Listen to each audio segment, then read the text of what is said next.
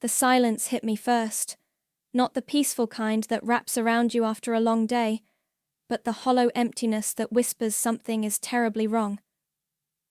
I stood in our foyer, carry-on bag still in hand, staring at bare walls that just 5 days ago had displayed our wedding photos. My name is Amara, and I'd just returned from a business retreat in Seattle where I'd closed the biggest digital marketing deal of my career. I should have been floating on cloud 9. Instead, my stomach turned to ice as I walked through our 3-story Victorian, my heels echoing against hardwood floors that suddenly felt foreign. The master bedroom closet gaped open, stripped bare. My clothes, the tailored suits, the vintage dresses, even the ratty college sweatshirt I refused to throw away, all gone. The antique vanity my grandmother left me had vanished. Even my toothbrush was missing from the ensuite bathroom. My hands trembled as I pulled out my phone, but before I could dial, it rang. Josephine. My mother-in-law's name flashed across the screen like a warning sign.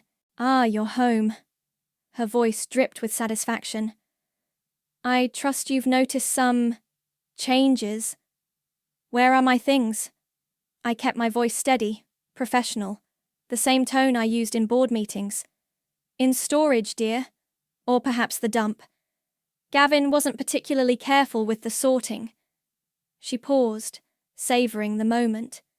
"You see, we've decided you're no longer needed in this family. Gavin's finally seen sense." The front door opened downstairs, heavy footsteps, Gavin's, followed by the soft click of expensive loafers on marble. "Is my husband there with you now?" I asked, already knowing the answer. "He is." "Would you like to speak with him?" Another pause. "Oh dear, he's shaking his head no.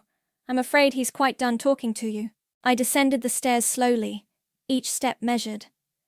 Gavin stood in the living room, hands in his pockets, staring out the bay window. He didn't turn around. Josephine perched on my Italian leather sofa, phone still pressed to her ear, wearing the smug expression of a cat who'd just cornered a mouse. "You've made a mistake," I said quietly, ending the call. Josephine's smile widened. "The only mistake was Gavin marrying beneath himself. Really, dear? Did you think you'd last? A girl from—" She waved her hand dismissively. "Wherever it is you're from." I placed my carry-on beside the door and walked to the kitchen. They watched, puzzled, as I poured myself a glass of water from the filtered tap. The same tap I'd insisted on installing when we'd bought the house. When I'd bought the house. "You should leave," Gavin finally spoke, his voice flat. "Mother's right. This isn't working anymore." I took a slow sip of water, letting the cool liquid wash away the urge to scream. Instead, I smiled. The kind of smile that makes people nervous. "Actually," I set the glass down with a soft clink. "You should both leave. Now." Josephine's laugh could have cut glass. "Darling, you're delusional. This house belongs to the Stout family. Always has." "Check the deed," I replied, pulling out my phone again. "In fact, I'm calling the police right now to report trespassing and theft. You have about 10 minutes to leave before they arrive." "You're bluffing." Gavin finally turned to face me, but uncertainty flickered in his eyes. "Remember your credit score 3 years ago, darling? The one that made it impossible for you to qualify for a mortgage? Remember who bought this house?" I dialed 911, maintaining eye contact. "Remember whose name is on every single document?" The color drained from both their faces as realization dawned. Josephine's perfectly manicured hand flew to her throat. "You can't," she started. "I can. I did. And I will." I pressed the call button. "You wanted to throw me away like garbage? Fine. But you tried to do it in my house.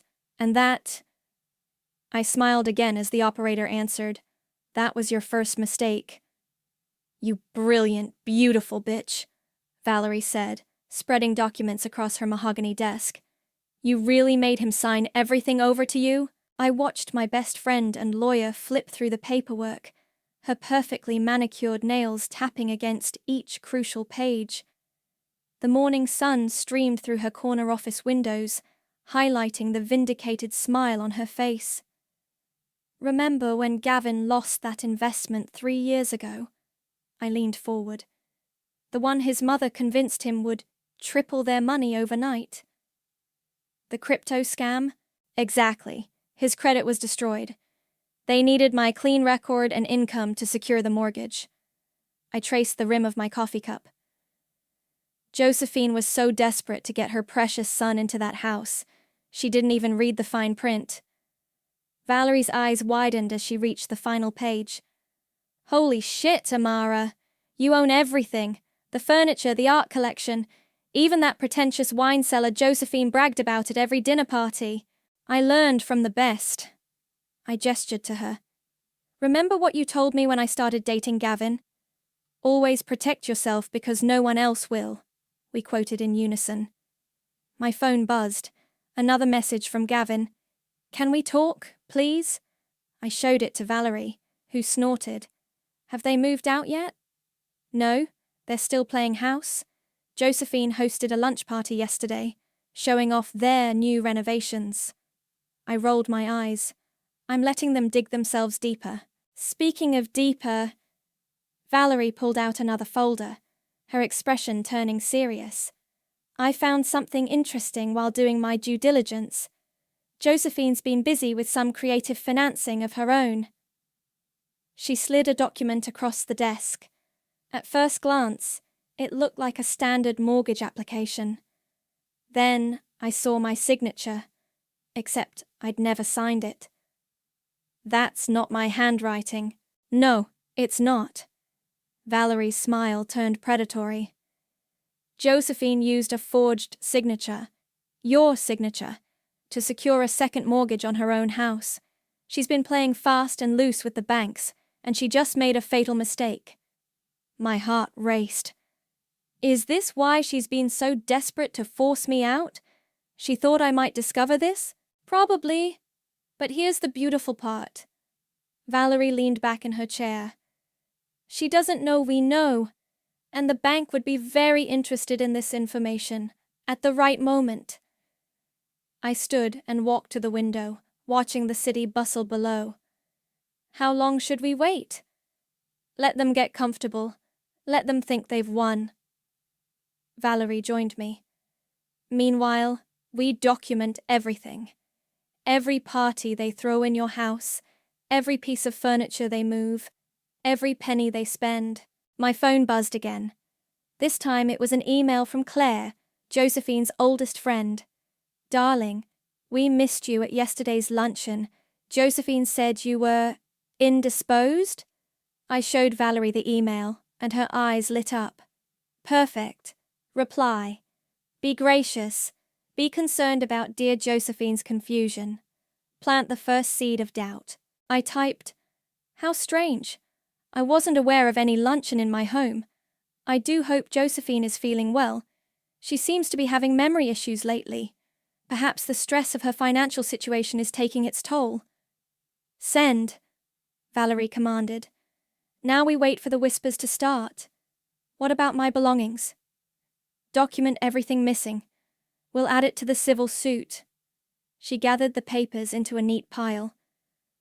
But first, I want you to do something that will drive them crazy. What's that? Go home, act normal, be pleasant. Let them see you coming and going as you please. It's your house, use it. I imagined Josephine's face when I walked through the door, calm and collected. They'll hate that. Exactly. Valerie handed me the files.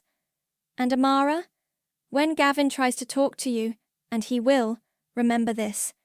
He watched them throw away your things. He let his mother humiliate you. Don't let that charming smile fool you again. I clutched the folders to my chest, feeling stronger than I had in days. Trust me, Val. That smile lost its charm the moment he chose silence over standing up for his wife. Good girl. She hugged me. Now go home and make them squirm. More wine, Josephine? I held up the bottle of Bordeaux, her favourite from my cellar. The dinner party was in full swing, and my mother-in-law's face twitched with barely concealed rage every time I played hostess. "You shouldn't have gone to the trouble," she said through gritted teeth, extending her glass. "No trouble at all. It's my house, after all." I smiled sweetly, watching her knuckles whiten around the stem. Clare, Josephine's oldest friend, glanced between us with growing unease. I'd invited her specifically for tonight's performance, knowing she was the biggest gossip in their social circle. The elegant dining room, with its crystal chandelier and hand-painted wallpaper, provided the perfect stage. "Speaking of trouble," I continued, taking my seat at the head of the table, "I heard the country club is raising its membership fees again. Quite substantial, from what I understand." Josephine's fork clattered against her plate. She'd been struggling to maintain her membership after her recent investment mishaps. "Oh yes," Clare chimed in, oblivious to the tension.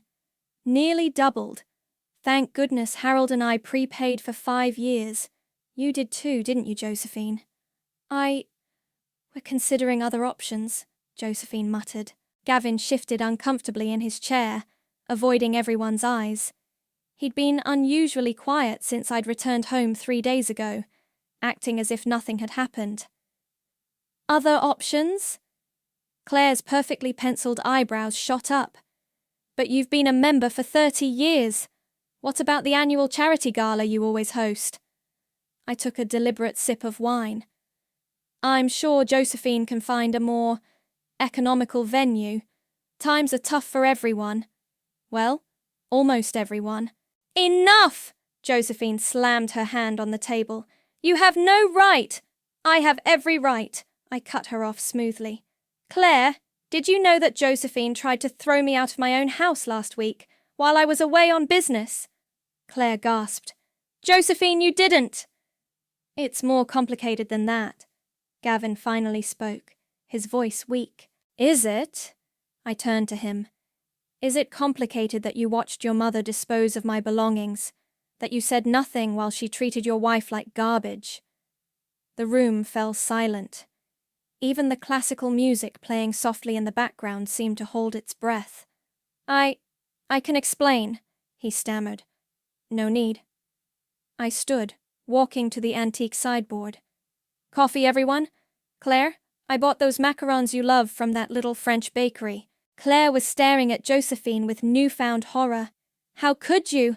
Amara has been nothing but gracious to this family." "Gracious?" Josephine spat.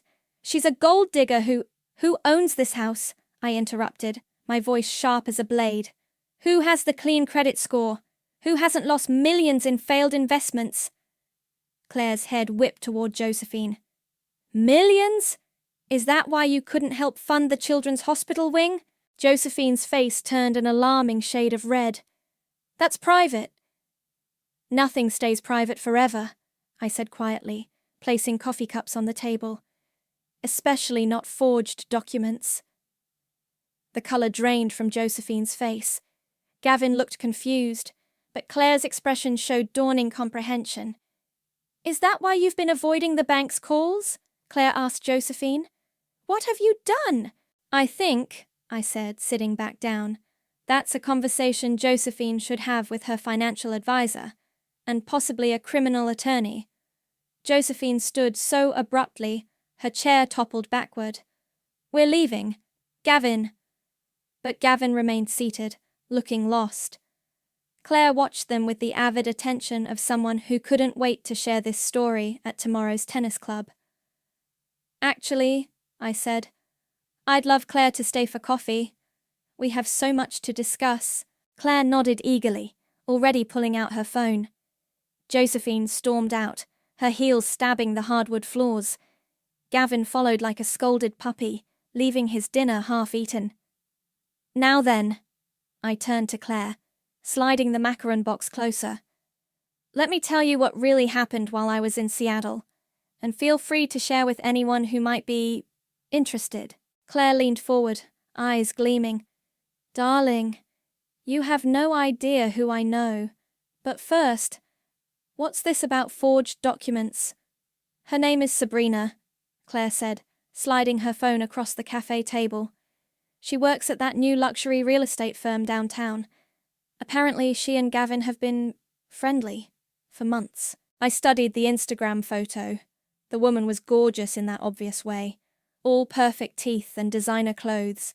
She and Gavin were at some charity event, standing too close for colleagues. How long have you known? I kept my voice neutral, stirring my latte. I suspected during your business trip, but I wasn't sure until… Clare hesitated. Until Josephine started bragging about how Gavin had upgraded. My spoon clinked against the cup as I set it down. Upgraded. I should have told you sooner. Clare touched my hand. But Josephine, she has ways of making people stay quiet. Not anymore. I pulled out my own phone, forwarding the photo to Valerie. Now, tell me everything about this Sabrina. An hour later, I sat in Valerie's office, watching her work her magic on her computer. Got it, she announced. Sabrina Ortiz, recently divorced, living beyond her means, and, oh, this is rich, her firm handles all of Josephine's property listings. The ones she took out secret mortgages on? Exactly. Valerie's fingers flew across the keyboard. And look who signed off on the paperwork. The documents appeared on her screen. There was Sabrina's flowing signature, right next to Gavin's. She's not just sleeping with him, I said slowly. She's helping them hide money. Better yet, Valerie grinned. She's doing it illegally. Want to ruin her day? What did you have in mind? This. Valerie turned her laptop, showing me a drafted cease and desist letter. We inform her firm about the fraudulent dealings, copy all relevant parties, including Gavin, and watch the dominoes fall. My phone buzzed. A text from Gavin. Coming home for dinner? Do it, I told Valerie. But first, I need to move some things. Back at the house, I let myself in quietly. Gavin's car wasn't in the driveway yet. I headed straight for the wine cellar, his pride and joy, filled with bottles worth more than most cars. I'd already called Milton, my old college friend turned high-end real estate agent. He was waiting outside with a temperature-controlled van. Just like old times, he grinned, helping me load the cases. Remember when we used to sneak bottles from your dad's collection? This is slightly more legal, I laughed. These are actually mine. We worked quickly, emptying the cellar of its most valuable contents. Milton would store them safely until I decided what to do with them. Last one, I said, carrying out a bottle of 1982 Lafite Rothschild, Gavin's favourite. He was saving this for his 40th birthday. Want me to take the artwork next week? Milton asked, securing the van doors. Yes, but leave the family portraits. I want them to keep staring at their own smug faces while everything crumbles. After Milton left, I went upstairs to shower and change. The master bathroom still felt wrong without my things, but I'd grown used to it. As I dried my hair, I heard the front door open. Amara, Gavin called out. Up here, I replied, applying lipstick carefully. He appeared in the doorway, looking nervous. I thought we could talk over dinner. About Sabrina, he froze. What? Sabrina Ortiz, your girlfriend, the one helping you and your mother commit fraud. That's not… My phone pinged. Perfect timing. Oh, look. I held up the screen. Valerie just sent the cease and desist letter. Sabrina should be getting it at work right about now. The color drained from his face. You can't do this. I already did. I walked past him to the bedroom. By the way, I'd check the wine cellar before planning any special occasions. His footsteps thundered down the stairs. Moments later, I heard his anguished cry echo through the house. My phone buzzed again. A message from an unknown number. Who the hell do you think you are? Sabrina. I saved the number, smiling as I typed my response. I'm the wife, the one whose name is on all the legal documents you've been falsifying. Enjoy your meeting with the ethics board tomorrow.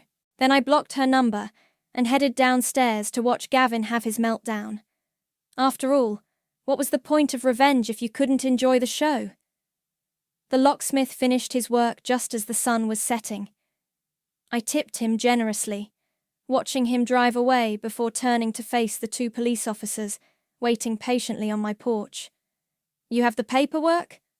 Officer Martinez asked. I handed over the property deed and court order. Everything's in order. They should be home any minute. Right on cue, Gavin's BMW pulled into the driveway, followed by Josephine's Mercedes. They froze when they saw the police presence. What's going on? Gavin demanded, rushing up the steps. His key wouldn't turn in the new lock. You're being formally evicted, I said calmly. You have 72 hours to remove your personal belongings, the ones that actually belong to you. Josephine pushed past her son. This is ridiculous. We live here. Actually, Officer Martinez stepped forward. According to these documents, you don't. This property belongs solely to Mrs. Amara, and she's exercising her right to evict unauthorized occupants. Unauthorized? Josephine's voice reached a pitch that made nearby birds scatter. That's my son's house. No, I corrected her. It's my house. As your own real estate agent can confirm, or should I say, former agent. How is Sabrina doing after that ethics board meeting? Gavin's face contorted. Amara, please. We can talk about this. We're done talking. I nodded to Officer Martinez, who handed them the official papers. You have until Friday at 6 p.m. Anything left behind will be considered abandoned property. You can't do this! Josephine lunged forward, but Officer Rodriguez blocked her path. Ma'am, please step back. Any physical aggression will result in immediate arrest. Where are we supposed to go? Gavin asked, his voice small. Perhaps your mother's house? I suggested sweetly. Oh, wait. She can't host you there anymore, can she? Not since the bank started foreclosure proceedings. Josephine's face went white. How did you know about the forged documents? The illegal mortgages? The money laundering? I leaned against the doorframe. You really should have read the fine print before trying to throw me away like trash. I'll fight this, Josephine snarled. I'll hire every lawyer in... With what money? I interrupted. The country club already suspended your membership. Your credit cards are maxed out. And now Sabrina's firm is suing you for involving them in fraud. Gavin stepped forward, trying one last time. Amara, I love you. We can fix this. Fix this. I laughed, but there was no humor in it. You watched your mother destroy my belongings. You slept with another woman in my bed. You tried to steal my house. I met his eyes. The time for fixing things ended the moment you chose silence over loyalty. The house is already on the market, I continued, enjoying their shocked expressions. Milton, you remember my ex from college, Gavin? He's handling the listing. We already have 3 offers above asking price. But our things, Josephine started, are being documented by the police right now.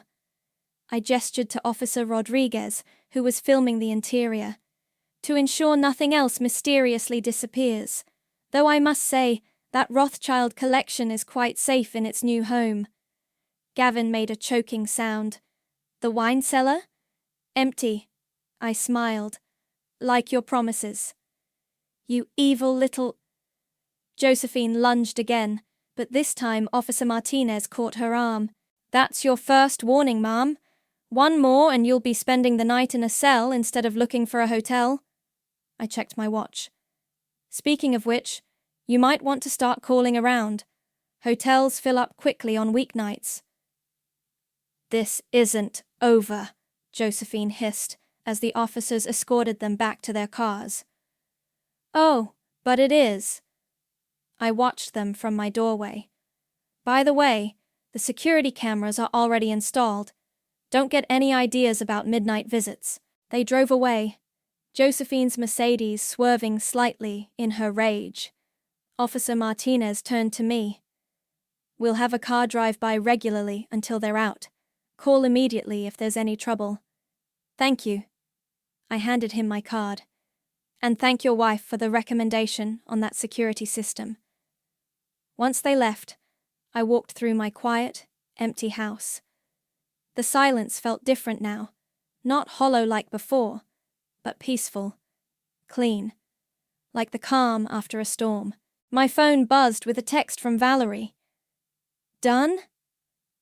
I smiled, typing back, done. And I didn't even have to raise my voice. Did you see the country club newsletter? Claire's voice bubbled through my phone speaker as I sipped my morning coffee on the patio. They published Josephine's membership termination, right there on the front page. Really? I set down my cup. Do tell. Due to financial irregularities and conduct unbecoming, Clare quoted gleefully. Everyone's talking about it.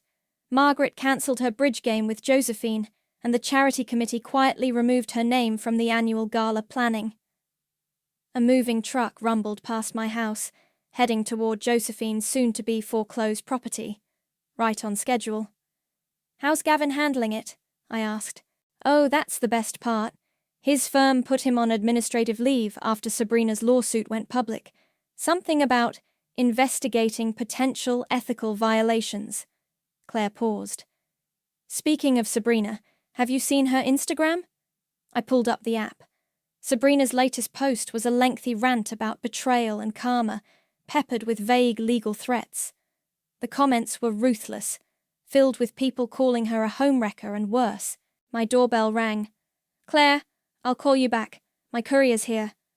A young man in a crisp uniform stood on my porch, holding a thick envelope. Delivery for Gavin. Signature required. I'll make sure he gets it. I smiled, signing the pad. 20 minutes later, Gavin's car screeched into the driveway. He looked terrible, unshaven, shirt wrinkled, eyes wild. Divorce papers? He shouted, waving the envelope. After 15 years, you're serving me divorce papers. Actually read page 3, I called down from my bedroom window. It's not just divorce papers. I'm suing for compensation for all my destroyed property. I'll fight this. With what lawyer? I leaned on the windowsill. Your mother's financial mess has scared off every firm in town. Nobody wants to touch your family right now. He slumped against his car. I made a mistake, okay? I'm sorry. Please, can we talk? Like how you talked to me when your mother threw out my grandmother's jewelry. Or how about when you were talking to Sabrina in our bed? That was different. I was confused. The only thing you're confused about is thinking you still have power here. I straightened up. By the way, your office called. Something about your company laptop containing evidence of insider trading. His face went ashen. How did they... Anonymous tip. I shrugged. Amazing what people find when they start really looking. You're destroying my life. No, Gavin, you destroyed it yourself. I'm just making sure you feel the full impact of your choices. A familiar Mercedes turned the corner, Josephine right on time. Mother's here to rescue you, I asked sweetly. Better hurry. The moving truck at her house is almost full. Josephine barely waited for her car to stop before jumping out. You vindictive witch! Do you know what you've done? Exposed your fraud? Revealed your forgeries? Retrieved my stolen property? I ticked off each point on my fingers. Or are you talking about the DA's investigation into your creative accounting? I'll tell everyone what you really are. Please do. I held up my phone. I'm recording, and my lawyer would love more evidence of harassment. Gavin grabbed his mother's arm as she started toward the house. Don't. She's got everything documented. Everything. Smart boy, I nodded. Finally learning.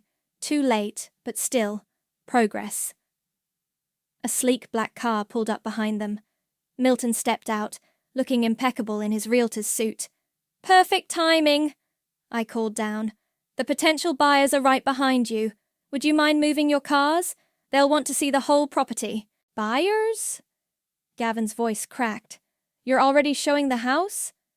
"Third showing this week," Milton announced cheerfully. "That wine cellar space has everyone excited. Perfect for a home theater." I watched them retreat to their cars, defeated and diminished. As they drove away, I saw Josephine dabbing at her eyes with a tissue. Gavin didn't look back. "They're broken," Milton observed quietly. "No," I corrected him, closing my window. "They're just finally facing consequences. There's a difference." The sound of an expensive SUV approaching made me smile. Time to show my house to its future owners and close another chapter on my past. The courthouse hallway fell silent as I walked past Josephine and Gavin, my heels clicking against marble. Valerie strode beside me, carrying a folder thick with evidence. We'd been in court for 3 hours, and the judge was ready to deliver his ruling. "Last chance to settle," Valerie murmured to their lawyer, a nervous young man who looked like he regretted taking their case. "My clients maintain their innocence," he replied weakly. Josephine's perfectly coiffed hair couldn't hide the trembling in her hands. Gavin just stared at the floor, his designer suit hanging loose on his frame. They'd been living in a budget extended stay hotel for the past month, quite a fall from their previous lifestyle. "All rise," the bailiff called as we filed back in. Judge Harrison adjusted his glasses, looking down at all of us. "After reviewing the evidence presented, I find the defendant's actions not only reprehensible, but criminal in nature." Josephine made a small, choking sound. "The forged documents alone warrant serious consequences," he continued. "Mrs. Josephine, you deliberately falsified financial records, committed mortgage fraud, and attempted to illegally seize property that wasn't yours." He shuffled his papers. "As for Mr. Gavin, your complicity in these actions, combined with the documented evidence of corporate espionage and insider trading, will be referred to the district attorney's office."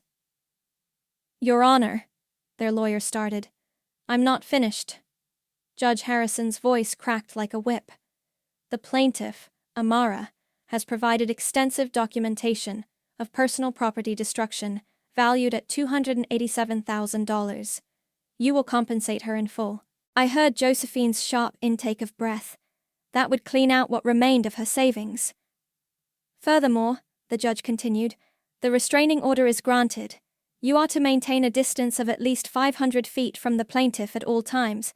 Any violation will result in immediate arrest." Gavin finally looked up, his face ashen. "But where are we supposed to live? The hotel is only 3 blocks from her new condo." "That sounds like a you problem," Valerie said sweetly. The judge's gavel cracked against wood. "Court adjourned. Defendants will remain for processing." Outside the courtroom, reporters waited with cameras ready. Clare had made sure the story spread through all the right social circles, and now the mainstream media had caught on.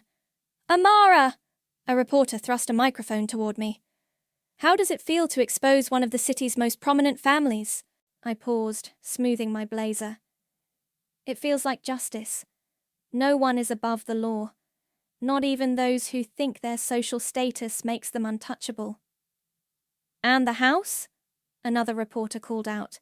"We heard you sold it for well above market value." "Yes," I smiled, "to a lovely family who actually appreciates it. But that's not the best part." "What is?" I turned to face the cameras fully. "I bought the luxury condo building next to Josephine's foreclosed house. I'll have a perfect view of the property she lost through her own greed." The reporters ate it up, scribbling frantically. Through the courthouse doors, I could see Josephine being led away for processing, her designer handbag confiscated, her face crumpling as reality finally hit. Valerie touched my arm. "Ready to go?" "Almost." I walked back into the courthouse, approaching Gavin as officers prepared to escort him out. "Amara, please." He tried one last time. "Everything I did for us." "No." I met his eyes steadily. "Everything you did for yourself. And now you get to live with that choice." What am I supposed to do now? Start over, get a job, face consequences like the rest of us mere mortals. I turned to leave, then paused. "Oh, and Gavin, remember that bottle of 82 Lafitte you were saving for your 40th birthday?" He nodded miserably. "I shared it with Milton last night. We toasted to karma." I smiled. It tasted like victory. The officers led him away as I walked back to Valerie, my steps lighter than they'd been in years. "Was that last part necessary?" she asked, fighting a smile. "No," I admitted, pushing through the courthouse doors into bright sunlight. But it felt amazing. Cameras flashed again as we descended the steps, but I barely noticed them. I was too busy watching Josephine's tearful face appear on the news ticker across the street. "Socialite faces, jail time for fraud." Sometimes revenge doesn't just feel sweet. It feels like coming home to yourself. "You've got mail," Valerie announced, dropping a thick cream envelope on my desk. "Someone's been writing from prison." I recognized Josephine's elegant handwriting immediately. The return address confirmed she was still in the minimum security facility where she'd been sentenced to 18 months for fraud. "Aren't you going to open it?" Valerie perched on the edge of my desk. "No need." I dropped it into the shredder without breaking eye contact. "Some people don't deserve another word." "Speaking of words," she pulled out her phone. "Have you seen Gavin's latest LinkedIn update?" I glanced at the screen. My ex-husband's once-polished profile photo had been replaced with a tired-looking selfie. His new job title, Sales Associate at Downtown Motors. "From corporate executive to used car salesman," Valerie mused. "That's quite a fall. He's lucky they hired him at all, given his record." I turned back to my laptop, where a draft of my book deal sat waiting for approval. "How's Sabrina doing?" "Still banned from real estate. She's teaching yoga now, if you can believe it." My phone buzzed. Milton calling. "Hey, what's up?" "Just drove past your old house," he said. "The new owners added a beautiful garden where that pretentious fountain used to be. Want to grab dinner? And I'll tell you all about how the neighborhood's changed. Rain check? I'm meeting Clare for drinks. She's introducing me to her publisher friend. Look at you, turning your revenge story into a bestseller." I could hear his smile. "Don't forget us little people when you're famous." After hanging up, I caught Valerie watching me with an odd expression. "What? Are you happy?" she asked suddenly. "Really happy, not just satisfied with the revenge?" I stood and walked to my office window. From the 20th floor, I could see the whole city, including the luxury condo building I now owned, the one overlooking Josephine's old house.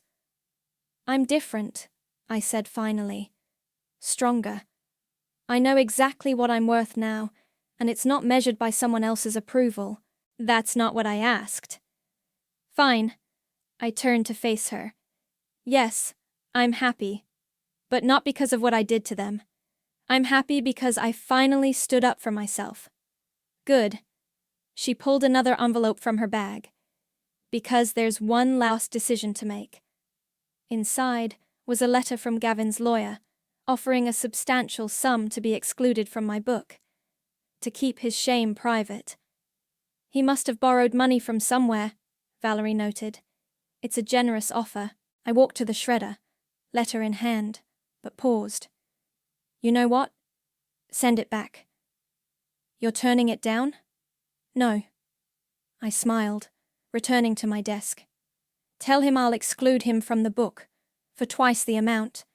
Then I'm donating it all to the women's shelter downtown." "That's actually perfect," Valerie laughed. "Make him pay to help the very people his mother always looked down on." "Exactly."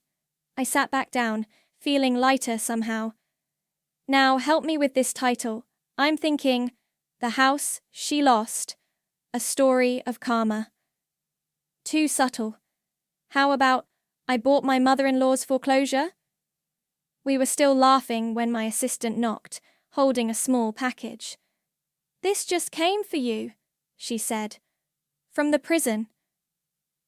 Inside was Josephine's prized antique locket, the one she'd sworn would never leave the family. A note fell out. You won. Please just let me have peace. I closed the box and handed it to Valerie. Donate this too. Someone else can make better memories with it. You're not even a little tempted to keep it as a trophy. I don't need trophies anymore. I gestured around my corner office at the city views and my name on the door. I've got something better, my life back, on my terms. My phone buzzed with a text from Clare. Bar's packed, but I saved you a seat. Publisher can't wait to meet you. Coming? I asked Valerie, grabbing my coat. Wouldn't miss it. She linked her arm through mine as we headed out.